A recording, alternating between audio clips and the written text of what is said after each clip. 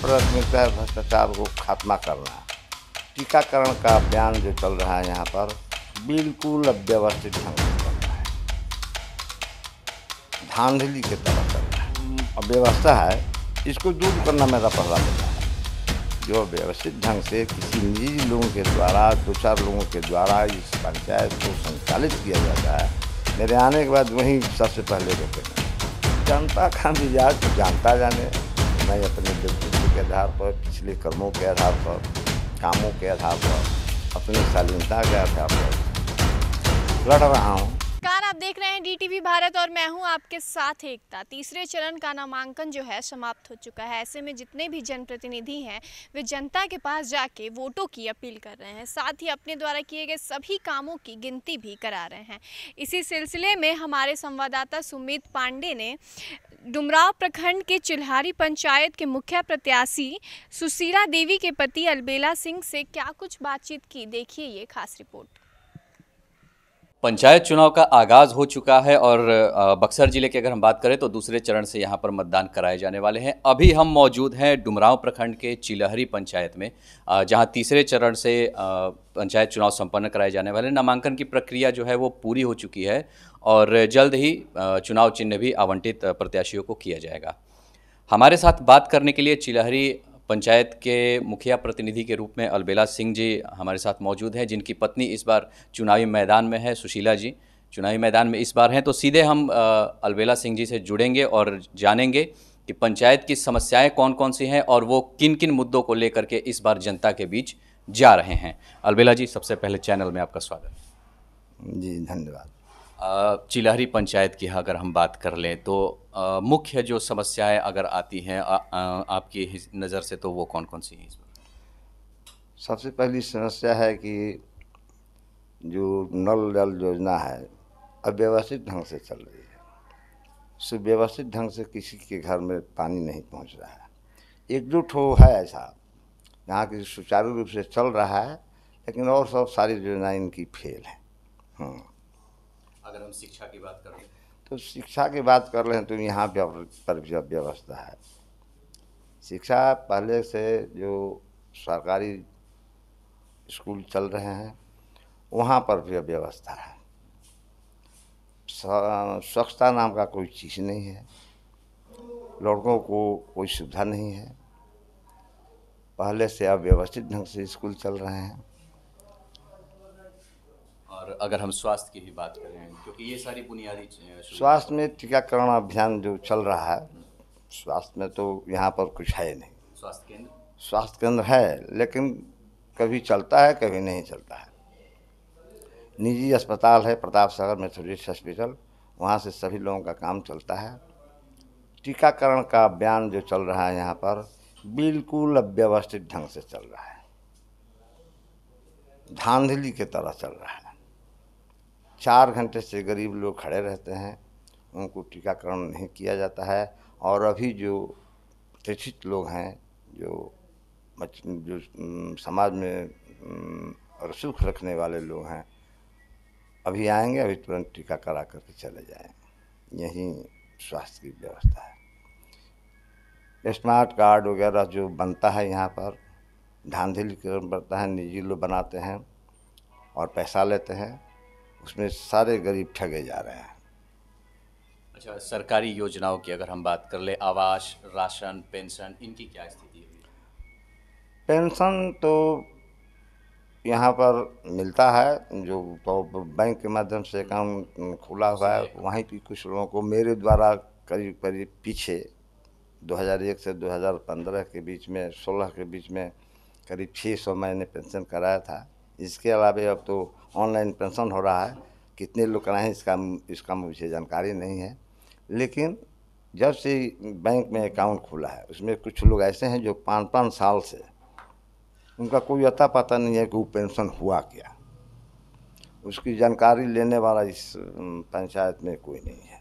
लेकिन उनके नाम पे पेंशन जा रही है। उनके नाम पर पेंशन जा रहा है या क्या क्या हो रहा है, तो मेरे पास लोग आते हैं गरीब लोग कि मेरा 5 साल से पेंशन रुका हुआ है।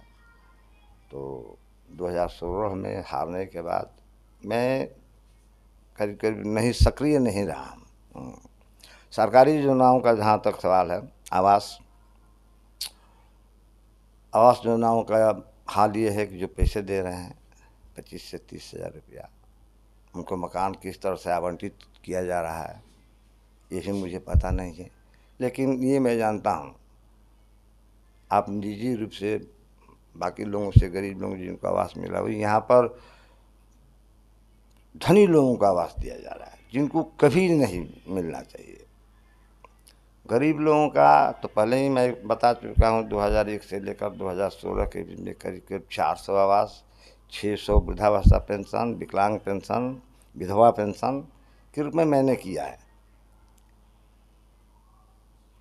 रोड नली की बात है, जो गांव में घूम करके जा करके देख लीजिए किस तरह की योजनाएं यहाँ पर लागू हैं, किस तरह के रोड बने हुए हैं। सारे 2 नंबर का काम किया गया है, लूट खसोट किया गया है। मनरेगा की जो योजनाएं हैं उसमें जेसीबी से काम कराया गया है। गरीब लोगों के द्वारा जो जॉब कार्ड बना है उसके माध्यम से जो पेमेंट बैंक में आता है, जैसे कि 6,000 रुपया पेमेंट आया उसका, तो उससे उसको 500 रुपया दिया जा रहा है। वो काम नहीं किया है, उसका नंबर दिया गया है, अकाउंट नंबर, उसी पर पैसा आता है। काम तो जेसीबी से किया गया है। और 500 रुपये या 300 रुपया दे करके 5,500 रुपया यहाँ पर लिया जा रहा है इस पंचायत में, उनके दलालों द्वारा। अच्छा, आपकी अगर हम बात कर ले, 15 साल का आपका कार्यकाल रहा और अभी आप एक बार पुनः 5 साल के बाद आप पुनः चुनावी मैदान में हैं, तो इस बार क्या मुद्दे होंगे आपके? मेरे यही जो अव्यवस्था है इसको दूर करना मेरा पहला मुद्दा है। जो व्यवस्थित ढंग से किसी निजी लोगों के द्वारा, 2-4 लोगों के द्वारा इस पंचायत को संचालित किया जाता है, मेरे आने के बाद वहीं सबसे पहले रोकेंगे। और जो योजनाएँ बनी हुई हैं सरकार द्वारा उसको सुव्यवस्थित कराएंगे। जल की व्यवस्था ठीक कराएंगे, नल जल जो योजना है उसकी व्यवस्था ठीक कराएंगे। मतलब भ्रष्टाचार का खात्मा, भ्रष्टाचार को रोक देंगे। भ्रष्टाचार का खात्मा पहली प्राथमिकता होगी। पहली प्राथमिकता है भ्रष्टाचार को खात्मा करना, यही सबसे पहले प्राथमिकता है यहाँ पर।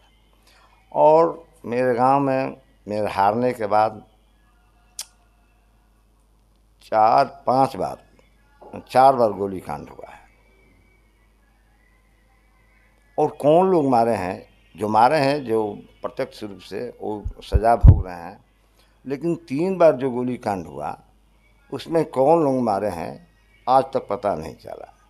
लेकिन जिनको मारे हैं वो जो पहले वाले जो केस में इनका नाम था, उन्हीं लोगों को अभियुक्त बनाया गया है। मेरे कहने का मतलब ये है कि आजीवन कारावास भोगने वाले लोग, रोज़ गोली चलाने वाले लोग इस गांव को किस रास्ते पर ले जाना चाहते हैं। अशांति है मेरे पंचायत में, हाँ, लूट खसोट है, इलेक्शन व्यवस्था की तरफ लड़ा जा रहा है, खरीदा जा रहा है, मीट मांस शराब पैसा दे करके, माने प्रलोभन दे करके। अच्छा, 15 साल का एक चुनावी अनुभव और अब के जो 5 साल बाद आप पुनः एक बार मैदान है, कितना चुनाव में कितना बदलाव देख रहे हैं? बहुत अंतर है पहले की अपेक्षा। पहले ये सब नहीं होता था, शांति से लोग चुनाव लड़ते थे, अपना वोट मांगते थे, पैसे रुपये की कोई बात नहीं थी, खाना पीना का कोई बात नहीं था कि हंडा चढ़ा हुआ है, मीट मछली शराब चल रहा है। उस वक्त तो शराब पर रोको ही नहीं था। पहले व्यक्तित्व को देख करके वोट दिया जाता था, जिसका नतीजा था कि मेरे जैसे व्यक्ति इस पंचायत में लगातार 2001 से 2016 तक मैं जीता हूँ, हराया भी गया हूँ। तो इसी प्रक्रिया के तहत हराया गया हूँ कि मैं कभी, इसका मेरा अनुभव नहीं है कि मैं कैसे पैसा बांटा जाता है। और करीब करीब 34 लोग आंगनबाड़ी सेविका, सहायिका से लेके, शिक्षक से लेके, जो सरकार द्वारा बहाली हुई है वो बिल्कुल सही तरीके से की गई है। कितना भी कंप्लेन मेरे ऊपर पड़ा है, लेकिन मैंने जिसको बहाल किया वो एक भी आदमी आज तक हटाया नहीं गया है। इसका मुझे गर्व है। 15 साल के बाद भ्रष्टाचार हावी हुआ पंचायत। 15 साल के बाद भ्रष्टाचार अंतिम सीमा पर है। इसका कोई निदान तो नहीं दिखाई पड़ रहा है। अच्छा, जनता के बीच आप जा रहे हैं चुनावी प्रचार को लेकर के, चुनाव चिन्ह मिलने में अभी 1-2 दिन के बाद ही अभी समय है, तो क्या लगता है इस बार जनता का मिजाज? जनता का मिजाज तो जानता जाने। मैं अपने व्यक्तित्व के आधार पर, पिछले कर्मों के आधार पर, कामों के आधार पर, अपनी शालीनता के आधार पर लड़ रहा हूँ। पैदल घूमता हूँ, न मेरे पास कार है न मोटरसाइकिल है, और पहले जैसे मैं मुखिया के रूप में वोट मांगा हूँ उसी तरह से मांग रहा हूँ। कोई आडंबर, कोई प्रलोभन मेरे यहाँ से नहीं हो रहा है, और मुझे पूरा विश्वास है, 100% विश्वास है कि इस बार फिर जनता मुझे चुनेगी। जीत के प्रति पूरे आश्वस्त हैं? जीत के प्रति 100% आश्वस्त है जी। चलिए, हमसे बात करने के लिए आपका बहुत बहुत धन्यवाद। बहुत बहुत। तो ये थे हमारे साथ चिलहरी पंचायत के मुखिया प्रतिनिधि के रूप में अलबेला सिंह जी, इनकी पत्नी सुशीला देवी, जो कि चुनावी मैदान में है इस बार।